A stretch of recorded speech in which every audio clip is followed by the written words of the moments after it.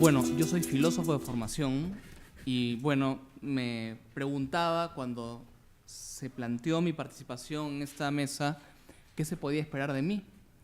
Y consideré que pues mi aporte más significativo tendría que estar enmarcado en mi propia disciplina. Por lo tanto, mi abordaje va a ser fundamentalmente conceptual.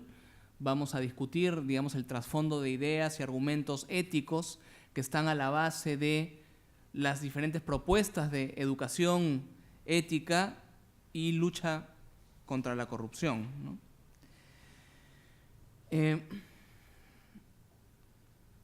Empiezo con una definición de ética pública, ¿no? ¿Qué se entiende por ética pública?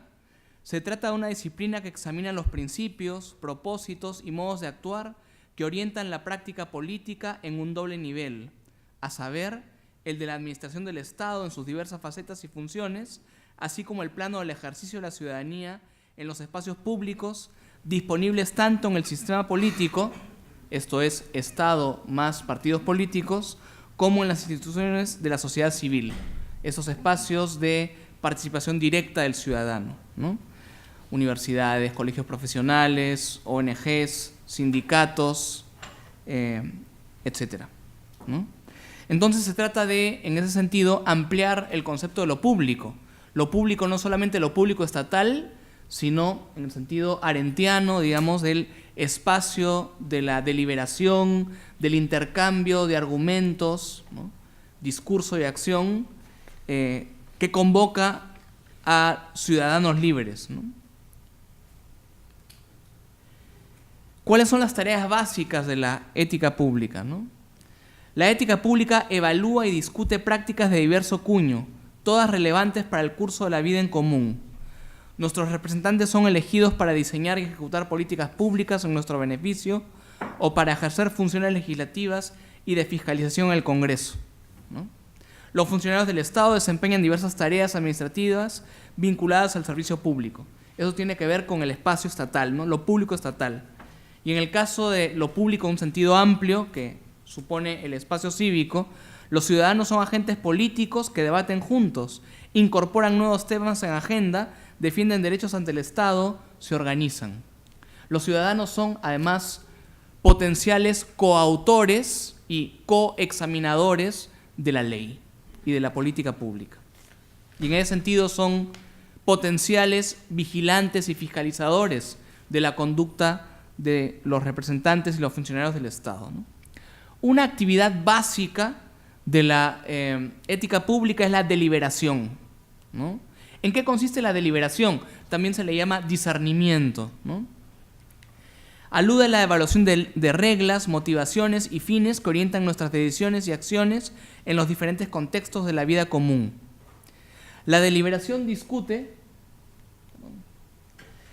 en qué medida la selección de determinados medios permite la consecución de ciertos fines, así como examina qué propósitos pueden pertenecer al fin o ser compatibles con un fin éticamente superior. O sea, la deliberación examina los medios que nos conducen a los fines, como también examina los fines que se traza, digamos, el ciudadano, pero también los fines que se traza la política pública. Se trata de una actividad que formula y somete a prueba argumentos en torno a aquello que asigna o priva de sentido a la existencia humana en común, así como el entorno de normas, instituciones y símbolos en el que habita con otros, ¿no? Y en ese sentido, además, la deliberación le da un espacio particular de examen y de réplica a aquellas personas que pueden verse potencialmente afectadas por las decisiones de las que estamos hablando.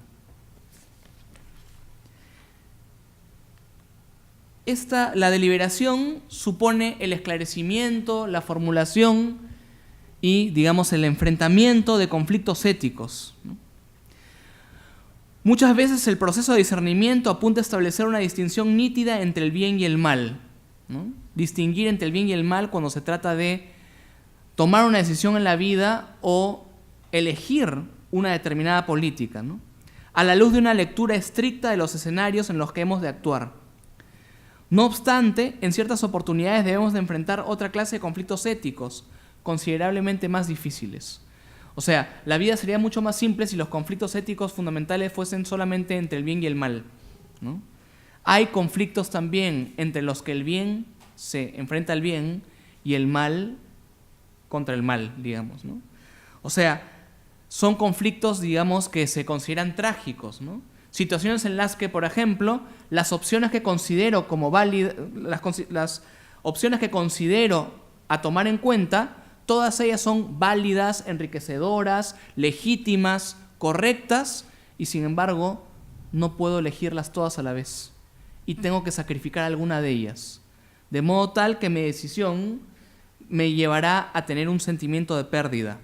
O conflictos entre males, o sea, conflictos entre opciones que considero negativas, desafortunadas, empobrecedoras, etc. Y no puedo sino elegir entre ellas. Uno podría decir, en este tipo de situaciones, pues mejor no elijo. Pero también la inacción puede ser un mal en conflicto, ¿no? Y claro, uno piensa inmediatamente en ejemplos literarios como las tragedias griegas, pero también podemos pensar en las segundas vueltas de los últimos años en el Perú, ¿no es verdad? Discernimiento entre mal y mal, ¿no es verdad? Ya estamos un poco educándonos en el discernimiento del mal menor, ¿no?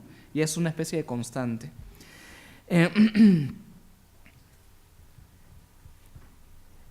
La deliberación de conflictos éticos supone un tipo de aprendizaje, un tipo de educación, ¿no? Que nos permita aprender a enfrentar esta clase de conflictos prácticos, ¿no? Pues esto constituye el corazón de la educación del ciudadano en materia ética y política, así como el cuidado de las excelencias, virtudes, asociadas a su trabajo. Llegar a ser un ciudadano lúcido y esforzado, comprometido con su comunidad política, implica haber cultivado la capacidad de discernir situaciones de colisión valorativa, ¿no? Y esto, nuevamente, los griegos eran expertos en esta materia, por eso existían las tragedias griegas, ¿no? Pasemos al concepto de corrupción, ¿no? Que es, digamos, es un concepto controvertido, ¿no? Muy a menudo se define la corrupción como el uso privado del bien público. Pero esa es una definición, digamos, que supone problemas, porque esto implica, de un modo o de otro, que el único escenario de la corrupción es el ámbito estatal o es el escenario privilegiado de corrupción. Y con eso apartamos la mirada de una serie de prácticas corruptas que tienen lugar fuera de la instancia estatal, en la empresa privada, en los sindicatos, en las universidades, en las organizaciones no gubernamentales, etc., ¿no? Digamos, el espacio de la corrupción no es solo el Estado, por eso, digamos, podría plantearse un concepto de corrupción un tanto diferente, ¿no? Hablamos propiamente de corrupción cuando reconocemos la intervención irregular de la lógica del dinero y el anhelo de poder e influencia en transacciones y actividades humanas en las que se ponen legítimamente en juego otra clase de bienes sociales y recursos. O sea, actividades y transacciones en donde el dinero o el poder no tendrían una intervención, digamos, natural, y sin embargo lo tienen, distorsionando esta práctica, ¿no? Y hay unos 3 ejemplos en donde esto se puede manifestar, ¿no? El primero no tiene que ver necesariamente con el espacio público, estatal, ¿no?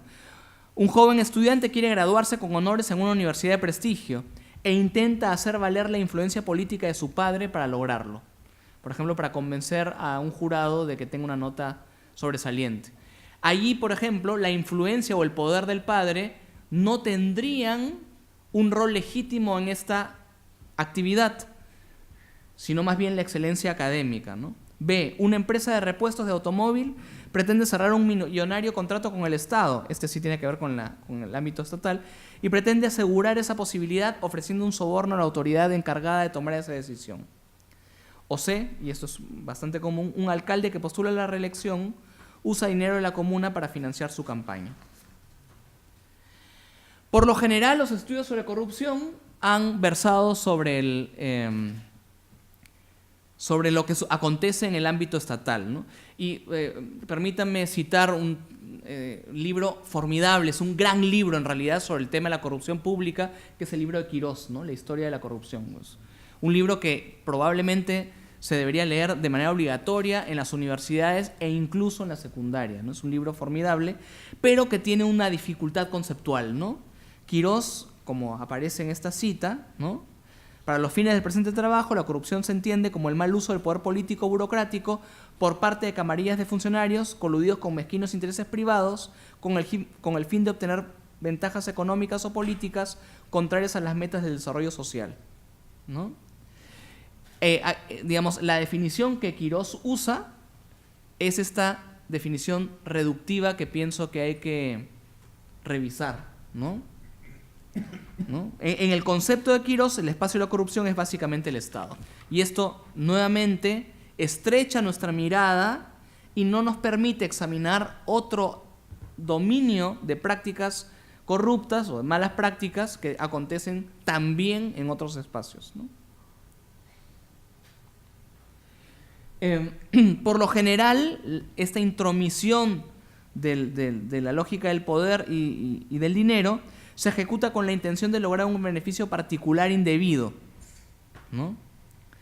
La concentración del poder en pocas manos, en diversos espacios, estados, sindicatos, etc., y la ausencia de fiscalización efectiva propician el surgimiento de la corrupción, ¿no? Materia, justamente esto alude a los tres elementos que ha señalado muy bien Dante hace un momento, ¿no? Personas, procesos y vigilancia. Y en ese sentido, la cultura de la corrupción que, digamos, se suele fortalecerse a nivel de la percepción en el Perú, digamos, tiene un gran aliado en la otra cultura nefasta, que es la cultura autoritaria, ¿no? Cuando las decisiones están en pocas manos, pues la amenaza de corrupción es mucho mayor, ¿no? La corrupción mina los vínculos de confianza y pertenencia que requieren las instituciones para sostenerse y funcionar. La fe en la transparencia de las transacciones humanas básicas se va debilitando hasta desaparecer por completo. Porque la corrupción también genera, y la impunidad genera un aire de, digamos, invulnerabilidad por parte de quienes detentan alguna clase de poder e incurren en malas prácticas, ¿no? Y esto mina la fe en la capacidad transformadora, digamos, tanto de los agentes públicos del Estado como del ciudadano, ¿no? La corrupción está enmarcada en una comprensión de la injusticia, es una forma de injusticia, ¿no? Aquí cito yo a una famosa filósofa de origen eslavo, Judith Shklar, ¿no? El libro se llama The Faces of Injustice, los rostros de la injusticia. Shklar distingue entre injusticias y fatalidades, ¿no? Las fatalidades, por ejemplo, los terremotos, los acontecimientos, las catástrofes naturales, son catástrofes que tienen su origen en fuerzas no humanas, ¿no? Respecto de ellas podemos prevenir, lamentar, por supuesto, cuando acontecen, porque siempre hay un espacio para lamentarse también legítimamente, ¿no? Hay tiempo para todo, ¿no es verdad? Pero también prevenir, por ejemplo, si vivimos en una zona sísmica, etc. Pero las injusticias son catástrofes generadas por decisiones humanas, ¿no? Y la corrupción es una forma de injusticia en ese sentido, ¿no? Sin embargo, existen dos modos de injusticia. Esto también es una idea de Shklar, pero que ella toma de Cicerón, el famoso pensador latino, ¿no? Del siglo de Augusto, ¿no? Existe la injusticia activa, ¿no? Cuando lesionamos la ley o atentamos contra los derechos de nuestros conciudadanos, ¿no? Pero existe la injusticia pasiva, cuando un tercero atenta contra la ley y nosotros, por indiferencia, por pereza o por alguna velada complicidad, por ejemplo, la promesa de eficacia, preferimos mirar hacia otro lado, ¿no? Dejamos hacer, dejamos pasar, ¿no? Y esta es ciertamente una transgresión funesta de la justicia y de la ética pública. Y aquí hay un grabado de Giotto, el famoso pintor medieval, sobre la injusticia, ¿no? Aquí aparece una criatura, digamos, con rasgos demoníacos, pero que está vestido como un juez, pero con las costuras afuera, o sea, está con el traje al revés. Y en la parte de abajo, que lamentablemente no se puede ver, se ve cómo aparecen personas que, digamos, roban a terceros o arrastran a terceros, arrastran cadáveres, y un grupo de soldados que pasa indiferentemente, o sea, pasa mirando hacia otro lado y dejando actuar, ¿no? La injusticia pasiva es una infracción directa a, digamos, el sentido de ciudadanía. La educación constituye una forma básica de prevención de la corrupción, ¿no? O sea, las políticas contra la corrupción son de naturaleza preventiva o sancionadora.